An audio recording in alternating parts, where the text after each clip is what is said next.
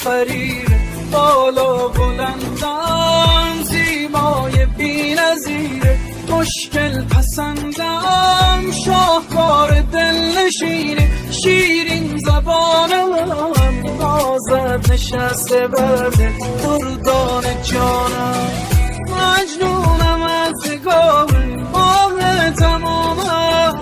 با خنده پای تو افتادم به دامم، تو بمان مست روی تو همه جان، تو بمان که در آرزوی تو همه جان، مهربان منی تو نیمه جان منی، من خراب تو هم بیدارم و خواب تو هم، این که باید چی کنم با دل دیوانه بمانم،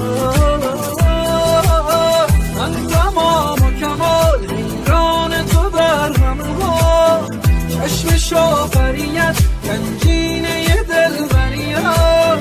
یک قدم مانده مرا تا دل دریا بکشانم.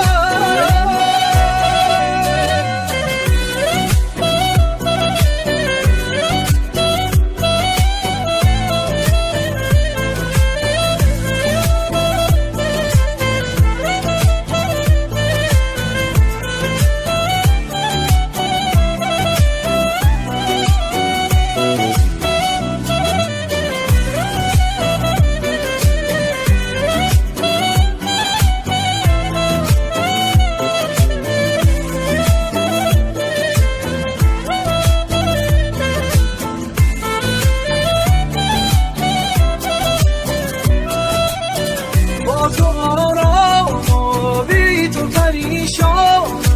دل که خبری شدنش دست خداش نیست، ناب و گیرانی گرچه نمیدانی، مثل شرابی که خودش مست خودش نیست، مهربان منی تو نیمه جان منی، من خراب تو هم بیدارم و خواب تو هم، این که باید چی کنم با دل دیوانه بمانم، من تمام و کمال حیران تو در همه ها، چشم شافریت گنجینه دلبریت، یک قدم مانده مرا تا دل دریا بکشان.